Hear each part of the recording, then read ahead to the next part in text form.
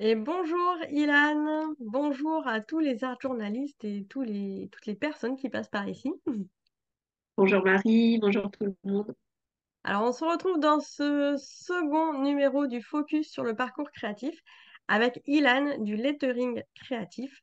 Alors Ilan, toi ton domaine de génie, on va dire, c'est le lettering. Tu vas nous raconter rapidement ce qu'est le lettering parce que tu es ici pour nous parler plus particulièrement de ton organisation, comment créer. Oui, ok, ça marche. Oui, rapidement, le lettering, c'est une forme de calligraphie moderne, mais la différence, c'est que ça relève aussi du dessin, c'est-à-dire c'est le fait de dessiner les lettres. Donc les lettres, les mots, les phrases, les stations, tout ce que vous voulez, vos mantras, les mots qui vous inspirent, ou juste une carte d'anniversaire, tout simplement. Donc voilà ce que je fais. Donc moi, j'écris beaucoup et puis j'adore transmettre. Donc je donne des ateliers sur cette thématique. Voilà, Et tu donc fais aujourd'hui, ouais, pardon, tu fais des ateliers en ligne. On peut te retrouver sur ton site internet letteringcreative.com. c'est ça. On t'a vu pendant 3 ans la Creative Alchemy. Oui, Donc ça vous donne un échantillon aussi des ateliers que vous pouvez suivre après avec Ilan. Et maintenant, tu en fais également en présentiel. oui, et j'en fais en présentiel à Paris et à Laval en Mayenne. Voilà, donc j'ai deux sites possibles parce que j'ai déménagé l'année dernière à la campagne. J'en parlerai aussi parce que ça compte sur mon organisation créative. C'est ça, c'est important. Ouais, c'est ça. Alors, comment tu veux qu'on aborde le truc? Est-ce que je vous donne des exemples de comment moi je fonctionne en fait? Bah oui, tu peux nous dire comment toi tu fonctionnes et par rapport aussi à ton cadre de vie, parce que bah, c'est ce qu'on disait un petit peu avant cette vidéo, c'est que peut-être vous allez vous retrouver dans le fonctionnement d'Ilan ou peut-être pas, parce que bah, simplement le cadre de vie est différent. Ouais, ok, ça marche. Alors, deux thèmes que j'aimerais aborder. Tu as effectivement le cadre de vie, l'environnement logistique et géographique. Et puis, tu as la temporalité, c'est-à-dire à quel moment de la journée tu peux créer. Alors, ce qu'il faut savoir, c'est que moi, j'ai testé quand même pas mal de choses, vu que j'ai eu plusieurs vies, plusieurs profils. C'est-à-dire que avant d'être à mon compte sur les trucs créatifs, j'étais salariée et salariée plutôt cadre sup, donc avec gestionnaire de projet, avec quand même un emploi du temps pas mal chargé. Maintenant, je suis à mon compte, donc j'organise mon temps encore différemment. Il y a aussi la vie avant d'être maman, après d'être maman, donc ça aussi, ça peut chambouler une organisation. Et il y a la vie en grande ville, j'étais à Paris, et à la campagne, maintenant je suis en Mayenne. Donc la Mayenne, c'est entre on va dire, Le Mans et Rennes, si vous voulez essayer de situer. Donc là encore, le cadre aussi peut être un facteur différenciant. Donc si je rebondis sur le cadre, typiquement quand j'étais à Paris, j'étais dans un appartement pas si petit que ça, mais disons pas immense, et je n'avais pas une pièce pour créer. Donc déjà, ça compte, c'est-à-dire le lieu où vous allez créer. Si vous créez donc chez vous, ou si vous créez en extérieur quand vous êtes, je sais pas, en vacances ou en balade, ça va être assez différent. Et aussi avec le matériel que vous allez pouvoir avoir à proximité ou la place que vous avez tout simplement aussi pour créer. Donc ça, c'est un fait important. Et après, sur la temporalité, ça va être plus, est-ce que vous êtes du matin, du soir? Est-ce que vous êtes libre de votre emploi du temps ou est-ce que vous avez des créneaux très spécifiques dans votre semaine ou dans votre journée? Ça aussi, ça compte beaucoup. Donc, je vais donner quelques exemples très concrets sur typiquement mon bureau. Donc là, ce que vous voyez derrière moi, enfin, cette pièce, c'est mon bureau. Donc mon bureau qui est dans ma maison. Et donc, il y a une pièce dédiée, donc, ce que je n'avais pas du tout avant. Et avant, j'avais une table dans ma chambre, hein. En fait, non, j'avais une table dans ma chambre. J'utilise parfois la table de la cuisine et parfois la table du salon. Donc, pour dire qu'il y a aussi ce côté de, admettons, j'ai envie de créer, où je me mets. Donc, c'est quand même une question à se poser. Et le où je me mets et avec quel matériel, c'est-à-dire est-ce que je vais avoir besoin de déplacer des choses qui prend du temps? Est-ce que je vais laisser sécher des choses? Donc, ça veut dire laisser des choses sur la table. Donc, si c'est la table de la cuisine, en général, vous n'avez pas le droit de laisser vos affaires traîner. Ou au contraire, si vous avez votre bureau, et ben là, vous pouvez sans doute laisser vos affaires. Et quand je dis bureau, alors là, vous ne voyez peut-être pas, mais en fait, j'ai une table derrière moi, enfin, celle que vous voyez, et la table où est mon ordinateur. En réalité, j'ai deux bureaux et j'ai choisi de prendre deux grands bureaux. C'est des tables plutôt tables d'architecte. Bon, je n'ai pas les dimensions en tête, mais pour dire que ça compte aussi l'espace de travail, si vous pouvez ou pas laisser traîner des choses. Mais ce que je dois quand même avouer, c'est que je ne crée pas toujours dans mon bureau. C'est-à-dire que j'ai aussi des façons de créer où je peux être, je dis n'importe, hein, mais devant la télé. Enfin, j'ai pas de télé, mais c'est un exemple pour dire, par exemple, sur le canapé en train de faire autre chose. Ou, et ça, c'est amusant cette anecdote, moi, je crée pas mal aussi le soir avant de me coucher. Et c'est tout bête, mais j'ai toujours un petit carnet et un crayon sur ma table de chevet. Et je me souviens, j'avais fait une story une fois où on me voyait, là, j'avais peut-être mon carnet, je montrais mes jambes étalées sur le lit et puis avec mon carnet, je faisais un lettering. Et j'avais mis en sondage, ah oui, est-ce que vous aussi, vous créez genre de votre lit, quoi. Et en fait, j'avais eu beaucoup de réponses non. Mais c'est pas étonnant selon ce qu'on fait, c'est-à-dire si tu fais de la peinture à l'huile, tu vas pas commencer à créer sur ton lit, quoi. Donc voilà, tout ça pour dire qu'il y a cette notion d'espace-temps, en fait, c'est-à-dire le temps que vous avez devant vous. Moi, ça peut être 10 minutes le soir avant de me coucher avec juste un carnet et un crayon, une feuille et un crayon. C'est vraiment on va dire, mode minimaliste de la création. Et ça peut être, au contraire, j'ai une grande toile à couvrir, donc j'ai de l'espace, j'ai de la peinture qui traîne là, je vais devoir laisser sécher, etc., etc.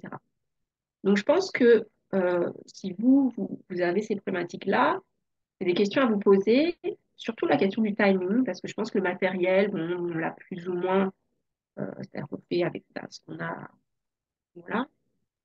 C'est de se dire, bah, voilà, est-ce que devant moi, j'ai juste 10 minutes, 15 minutes, ou est-ce que, au contraire, je me dis, allez, je me pose une heure, là, c'est le temps pour moi. Je me mets même peut-être une vidéo devant un tuto, j'ai ma peinture, mes feuilles à déchirer, etc. Parce que souvent, on passe beaucoup de temps à juste s'installer et à se dire qu'est-ce que je prends? Ah, attends, j'ai besoin de revue, de la colle, des ciseaux, un feutre là, un pinceau là. Et bon, on va déjà passer ces 15 minutes là juste à s'installer. Et je voulais te demander, Oui. toi, est-ce que en fonction de tes pardon, de tes différentes vies, quand tu avais que un petit bout de table dans ton salon et ta cuisine, et maintenant que tu as un bureau qui est grand et installé, est-ce que tu as vu une différence dans ta façon de créer ou pas? Ou est-ce que c'est juste Alors, une organisation différente? ouais, c'est une bonne question parce qu'en fait, je pense qu'il y a aussi comment on est soi. Et moi, j'ai quand même des réflexes plutôt de la création rapide.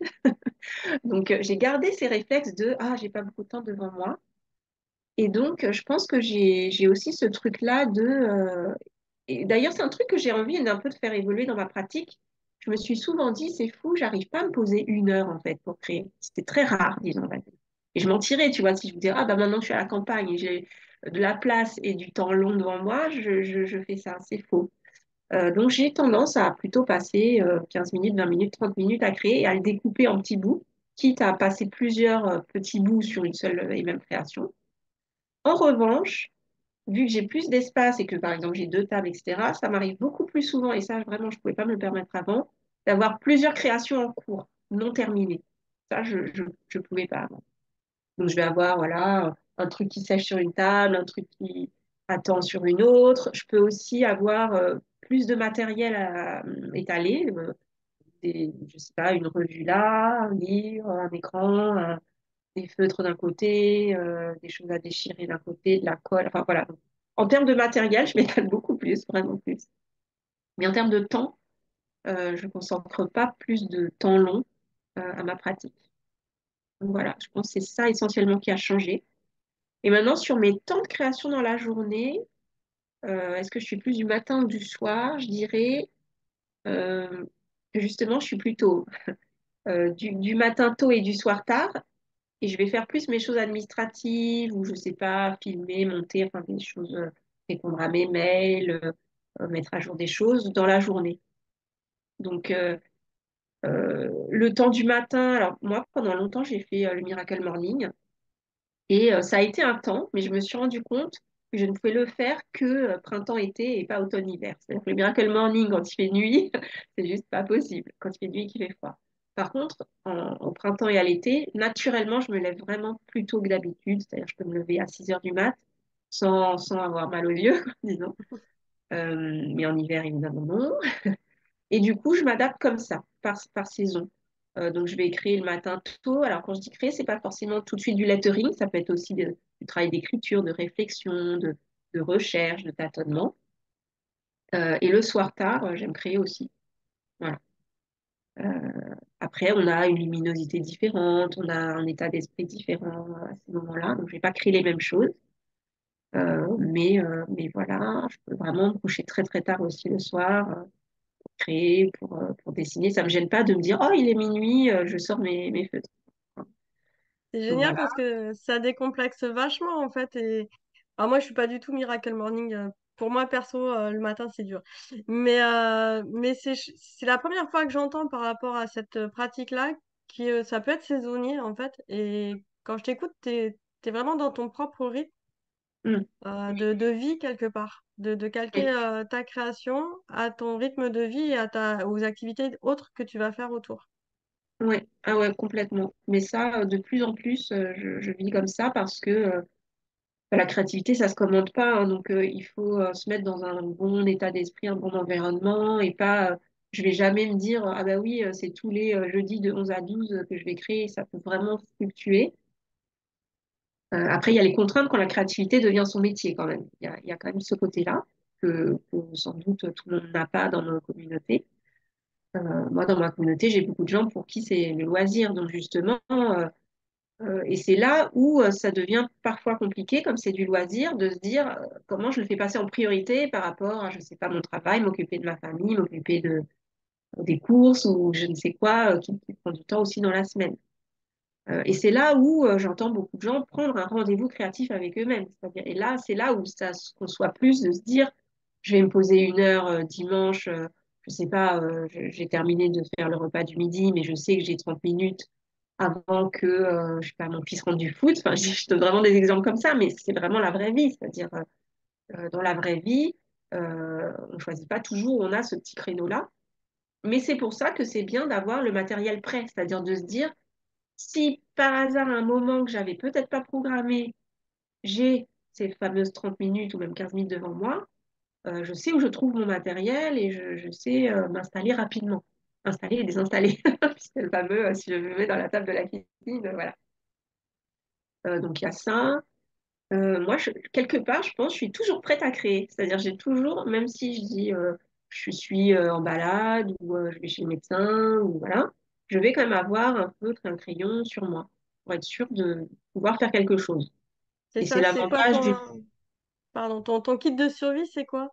Ah, alors, mon kit de survie, ça va être une petite trousse de cette taille-là, à peu près, où il va y avoir un crayon gomme et puis quelques feutres. Alors voilà, j'ai un brush pen, un feutre fin, un crayon, une gomme. Là, c'est vraiment ma trousse telle qu'elle est, tu vois. Hop. J'ai même, je sais pas pourquoi mon rouge à lèvres, ils prennent là-dedans, tu vois. Mais des fois, hop, c'est parti dans la trousse. Et puis un carnet. Un carnet, je vais avoir plutôt des tailles A5, un petit carnet qui rentre. En fait, les carnets, j'en ai de toutes les tailles. Parce que moi, je suis pas très sac à main. Je vais avoir soit un tote bag, soit une banane. Et donc, j'ai même des carnets assez petits pour entrer dans une banane. Donc, dans la banane, je vais avoir seulement un feutre incarné, par exemple, ou même des fois dans une poche, hein, juste. Et sinon, dans un tote bag, j'ai un peu plus grand, donc parfois j'ai la place de mettre mon bullet journal ou un truc en plus. Et ce que je fais, c'est que je dissémine dans plusieurs tote bags et sacs parce que je veux pas que si je change de sac, je dois tout retransporter. Enfin, voilà. Donc j'ai toujours, tu vois, un brush pen genre de cette taille-là. Et peu importe la couleur, du coup, je vais en avoir peut-être un bleu dans une trousse, puis un orange dans une autre. Et puis c'est pas grave parce qu'en fait, je vais écrire avec ce que j'ai sur moi à ce moment-là. Je veux pas avoir à choisir, tu vois, me dire, ah oui, il faut toujours que j'ai un bleu, un rouge, un vert, machin. Enfin, tu vois, donc je prends la couleur que j'ai là. Même si je fais une nature morte, si je dessine des arbres, et ben, s'ils sont bleus et orange, ils seront bleus et orange, tu vois, c'est pas grave. Donc voilà, toujours prêt à créer, vous dégainez vos instruments. Donc ça, voilà, ça c'est une de mes pratiques. Qu'est-ce qu'il y a d'autre après? C'est utiliser les temps morts. Il y a deux façons. Donc, soit j'utilise mon temps mort, soit j'ai un rendez-vous avec moi-même. Ça, c'est les deux trucs. Mais typiquement, le soir, c'est ça mon rendez-vous avec moi-même. Le soir, je Comme je te dis, je suis dans mon lit, je vais me coucher, et sur ma table de chevet, j'ai un crayon. Donc, voilà. Bon, après, si le chéri a dit, ah, j'ai besoin de te parler. Bon, voilà, ok, on va peut-être zapper. Mais je veux dire, voilà, il y a ce truc-là. Est-ce qu'il y a d'autres petites astuces que je peux donner comme ça? Oui, bah, un autre truc, oui, le piège, c'est de dérouler les réseaux sociaux, les Pinterest, les Instagram pour chercher de l'inspiration. Donc, n'allez pas toujours chercher de l'inspiration. Cherchez-la en vous plutôt que de se dire, ah, je vais chercher une idée de... Par exemple, là, c'est bientôt la fête des mères. Vous avez peut-être une carte à faire. Donc oui, évidemment, si vous avez un petit temps mort, vous regardez. Moi, j'enregistre, en fait, je vois, par exemple, Instagram, si je vois un joli visuel ou un élément qui me plaît dans un visuel, je vais l'enregistrer dans une rubrique, par exemple, fête des mères.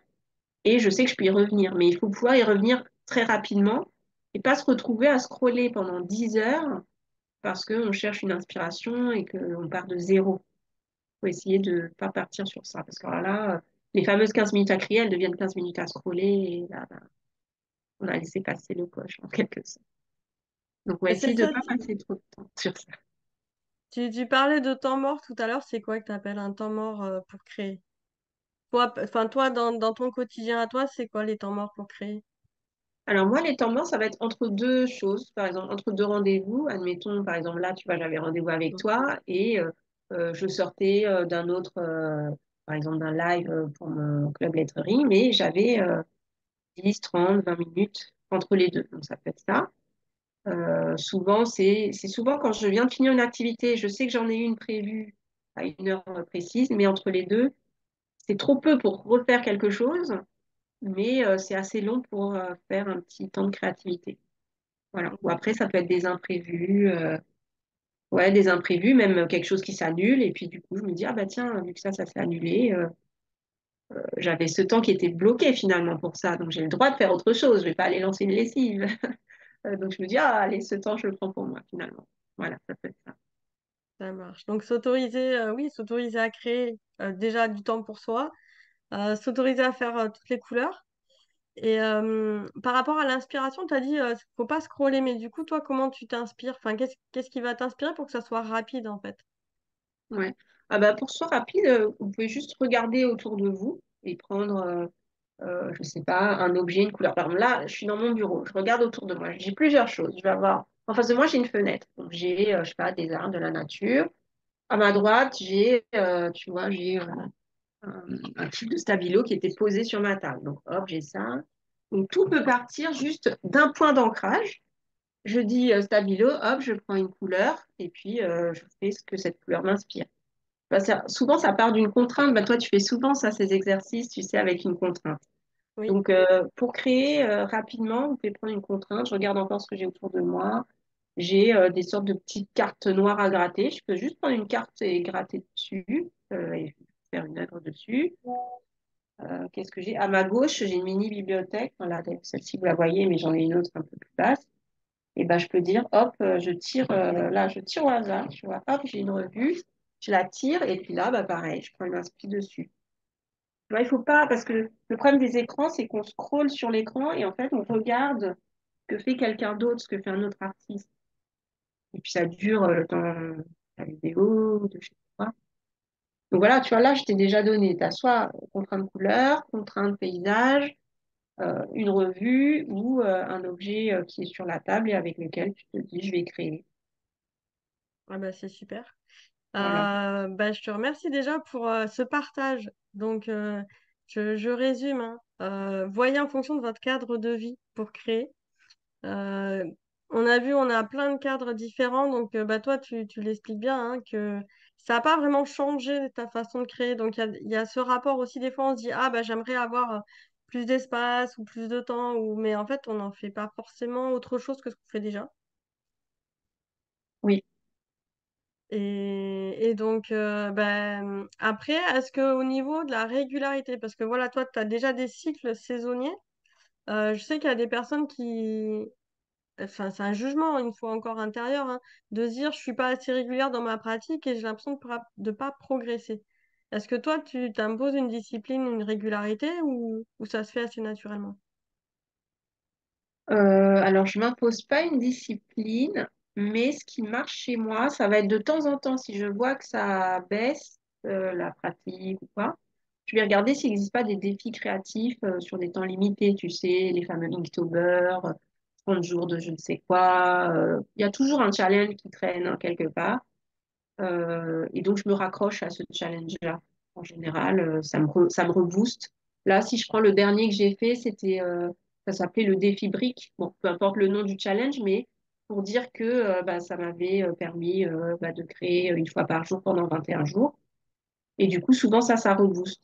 Et si vous n'avez pas un challenge qui traîne, vous avez aussi, allez, dernière petite astuce si on a le temps, vous avez ces livres-là, un peu de ce genre, 365 jours pour dessiner, où il y a plein de livres où vous ouvrez une page au pif. Ah, tiens, là, j'ouvre une page, il y a ma fille qui avait fait un petit dessin. Ah, mais il y a plein de trucs là-dedans. Je sais pas pourquoi elle a mis ça là-dedans. Ouais. Bon, vous ouvrez une page au pif et vous avez un petit défi créatif. Là, je sais plus, il y a dessiner des chats. Bon, peu importe, mais voilà. C'est un peu dernier recours, ça peut être ça. Vous achetez un livre, un peu de créativité, et puis piochez dedans. Et Ou puis c'est sinon, vous chouette. trouvez un ami de créativité. Moi, le mercredi soir, j'ai un rendez-vous avec des copines qui créent. On se connecte toutes sur Zoom et puis on dessine ensemble en papotant. Bah, des fois, j'y vais, des fois, j'ai pas le temps, j'y vais pas. Mais ça peut être sympa, ça, à faire. Ah ouais, tout à fait. Moi, je le fais une fois par mois avec des amis, mais on va chez les unes et les autres Ah, oui. et comme ça, on grignote un peu en même temps. Mais c'est vrai que ça donne l'impulsion. Mm, c'est Ça ça. donne l'impulsion et le rituel. Bah, je te remercie beaucoup, Ilan, pour ce partage, pour partager un petit peu plus bah, ton intimité et les problématiques bah, qu'on a toutes hein, en tant que personne créative et de voir un peu l'envers du décor. Mm, Enfin, je trouve que ça fait du bien en fait de voir qu'il y a beaucoup de choses qui sont possibles qu'on peut s'autoriser à faire. Et puis, bah, je remercie tout le monde d'avoir regardé la vidéo jusqu'à la fin. Je vais te laisser le mot de la fin pour ce focus créatif. Et puis, je vais pouvoir mettre les liens aussi sous la vidéo pour te retrouver mm, sur ton avec site plaisir. internet et sur la Créative Alchimie de 2023. Ça marche, ça marche. Oui, bah, la dernière astuce, parce que je viens d'y penser là en ouvrant le livre, en pensant à ma fille, je crée beaucoup avec ma fille. En fait, ma fille, elle est souvent dans mon bureau, parce que j'ai deux tables. Moi, je peux travailler donc sur ce bureau, elle se met là. Et puis, en fait, parfois, les temps morts, c'est quand je suis le mercredi après-midi avec elle et qu'on dit, ah, allez, on va faire un truc. Alors là, c'est parti, on fait une carte, on plie, on colle. En ce moment, on est dans les pop-up, les cartes pop-up, là, tu sais, qui s'ouvrent et tout. On n'arrête pas de créer des cartes voilà, qui s'ouvrent et avec des trucs en 3D. Donc, si vous avez des enfants dans votre entourage, sachez que ce sont des bons stimulants pour la créativité. Parce que, alors, eux, ils n'ont aucune contrainte. Hein. Ça colorie dans tous les sens, ça dépasse, ça colle, ça. Donc, ouais, ma grosse source d'inspiration, ma fille. Voilà. Je valide totalement. Merci beaucoup, Ilan. Et puis, Merci bah, à à toi. bientôt. Ouais, à très bientôt. Ciao. Au Très bien. revoir.